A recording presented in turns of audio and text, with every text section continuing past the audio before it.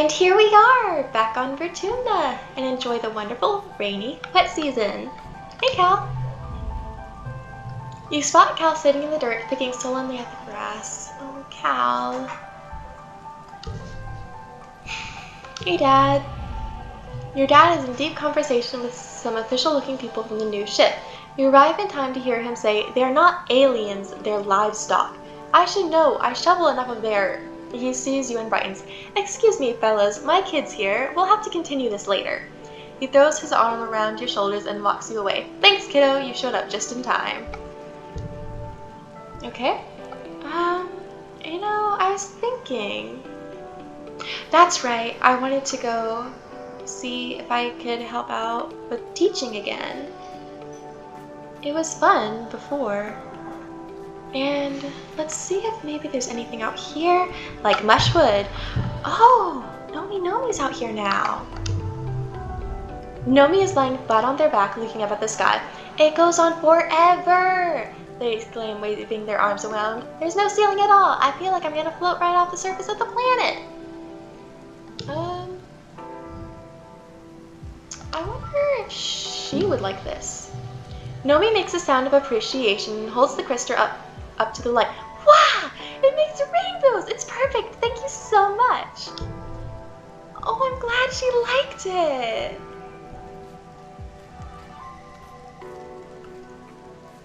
Let's see if maybe there's anything else to collect. Okay, I don't see anything over here. Over here. Or over here.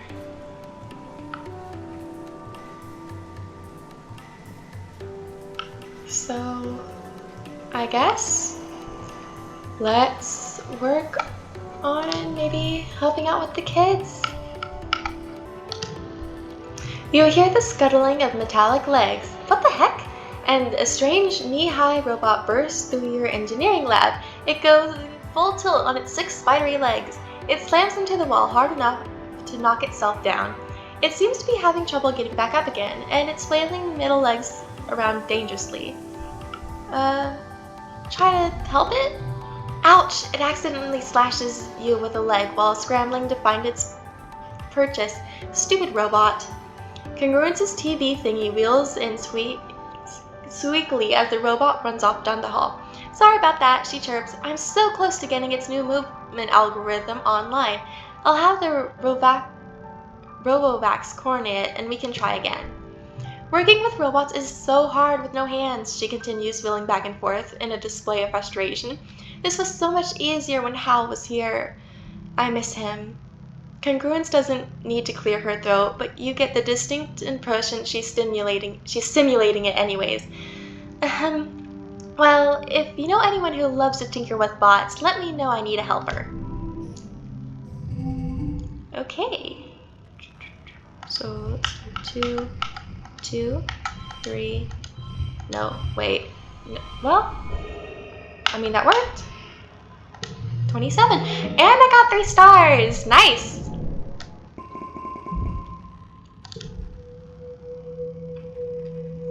And now it's the mid-wet season. Let's go explore a little more around here.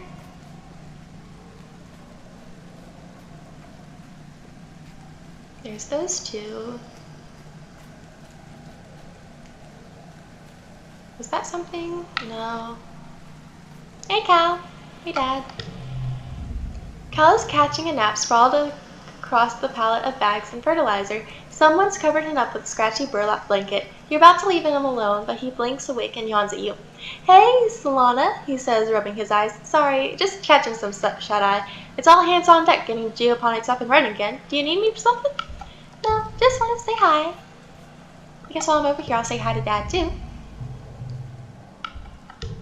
And they're talking about the native fauna again. Is there anything out here? Nope. I guess as we're nearing the glow season again, maybe we should work on self-defense again. Visit the gym? Select basic card to upgrade. Huh. Interesting. Oh yeah, that's right. I wanted to visit the store. I have a lot of kudos. Okay. I don't know. That's draw one extra card. Remember that. I did want that backpack.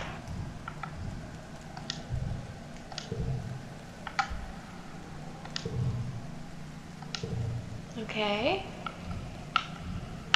So, there. Yay! Now we have our backpack.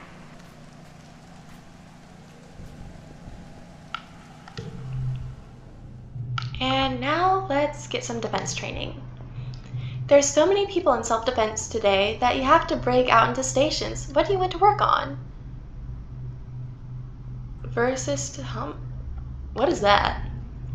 Anemone's studying videos of other martial arts and wants to learn some sweet dance move to show off in class. She needs a partner, and you jump at the chance.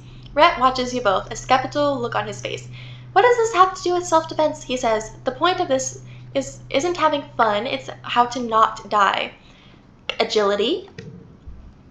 Whatever, you're too busy learning how to do a sick handspin to pay attention. He rolls his eyes and stalks away, muttering about how you're wasting your time.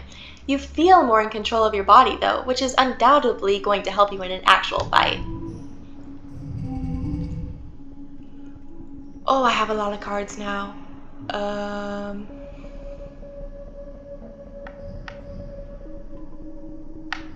Here.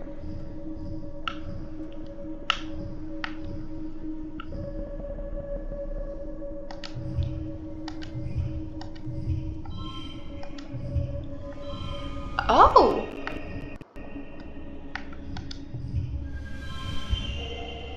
I got a super gold too.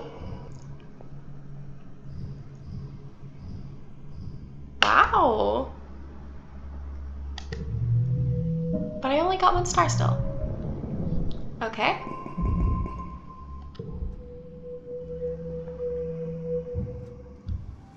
And now it's late wet season. We can look around a little more.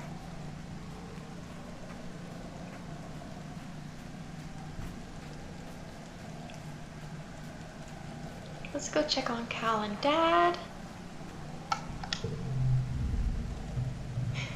He's still playing with the beanbag. And Dad's talking about the livestock. And in that case, I also want to work on, well,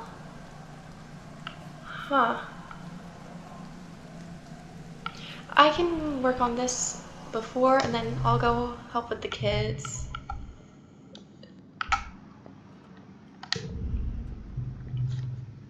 You hear Security Chief Brett is on the lookout for lookouts. That is, for kids to chill on top of the walls all afternoon and count Xenos. Sounds way better than going to class. He gives you a once-over, eyes narrowed. All right, he says, look over here, at the end of the field. What does that sign say? Rhett looks and pinched that you bothered him for nothing. Following order saves lives, Solana, he says. I had to learn that when I was your age. He turns away from you. You're lucky you haven't needed to yet. Okay.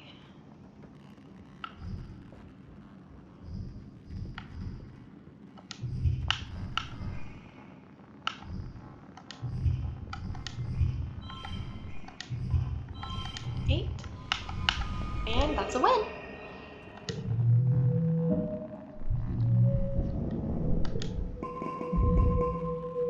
And now it's gloom again. It's glow again. Well, last glow season was pretty gloomy. Let's hope it isn't as much so this time.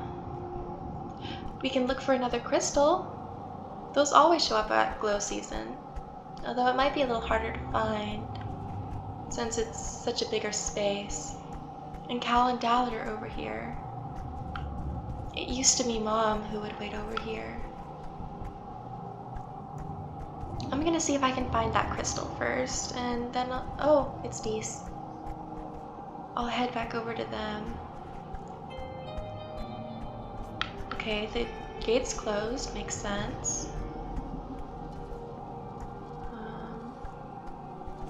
Seriously? No crystals. There's always crystals.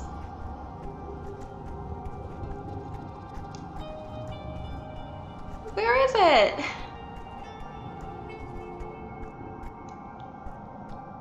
I have to go up? No. I don't see any.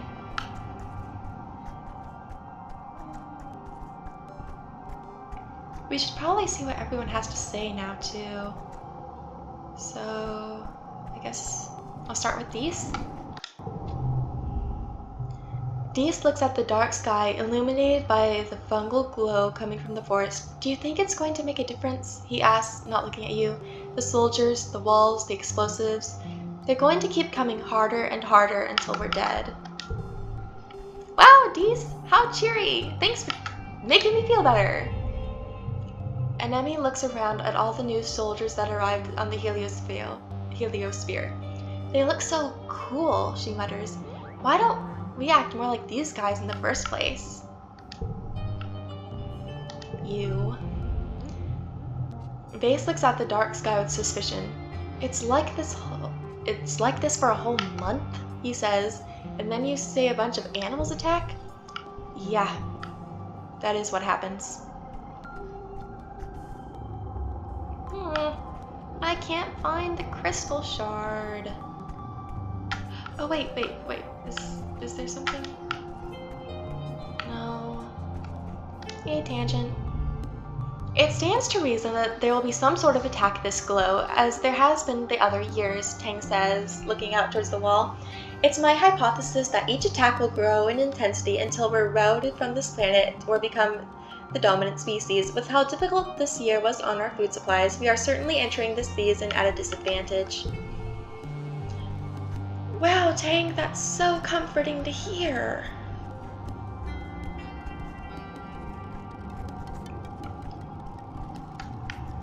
Cal. Cal is hiding in the shed trying to calm down Socks. Shh. It's okay, girl, he strokes her little head. I know, glow makes you feel weird, but it'll be over soon. It'll be okay. He shoots you a brave smile. She always knows when bad things are going to happen. It makes me worried. Well, animals do have a good sense for things. You spot your dad standing stock still, his eyes closed and head tilted to listen. Hey, Gooseberry, he says, recognizing you from just the sound of your footsteps. Have you ever paid attention to the planet during glow? It feels different. He blinks his eyes open. It's like a hum, he continues. Maybe from the plants? Heck, maybe from the wormhole. Yeah, I try to pay attention. I try to pay attention to looking for my shards, but I can't find any this glow. I guess we'll head inside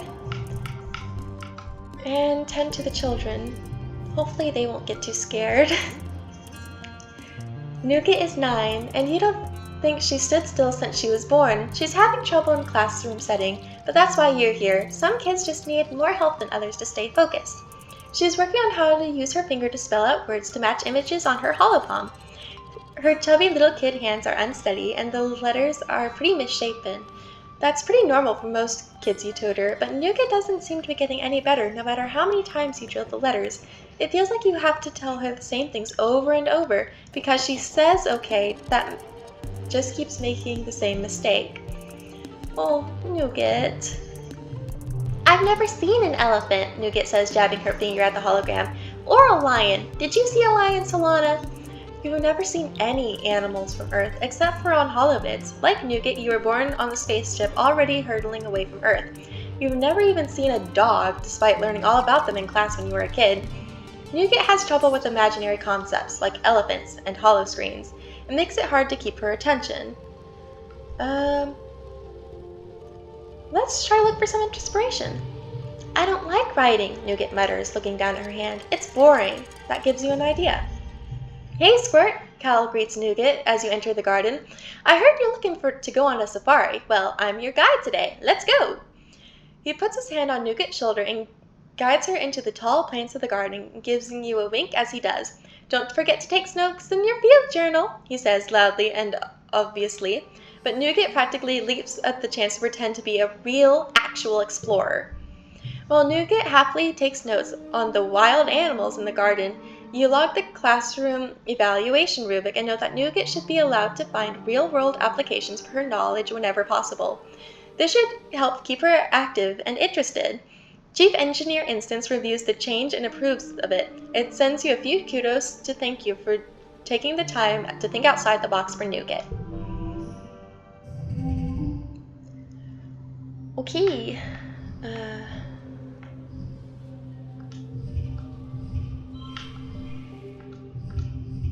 Oh wow, 35. A super goal. And 3 stars.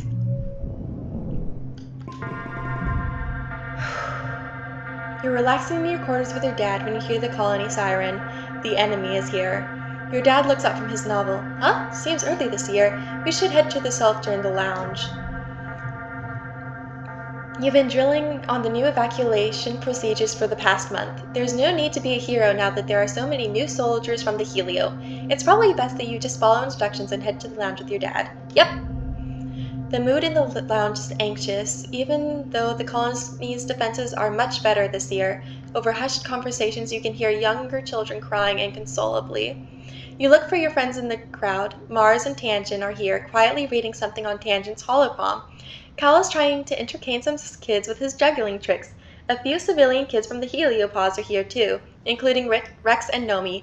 Base and Anemone are absent, probably serving guard duty. You settle in to pass time. Someone brings word that it's not a faceless out there, at least. You hear a few loud booms from outside, so strong you can feel their shockwave in the floor. People gasp and cover their heads, but nothing else happens. After the attack, Loom gathers everyone in the lounge and holds a big celebration for the soldiers.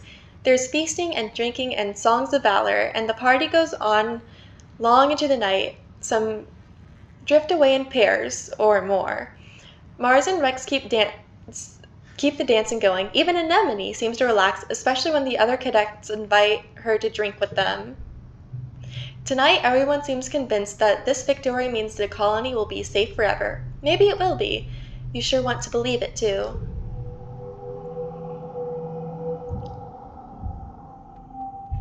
Well, it seems that we're okay.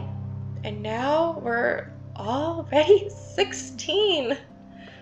Wow. Okay.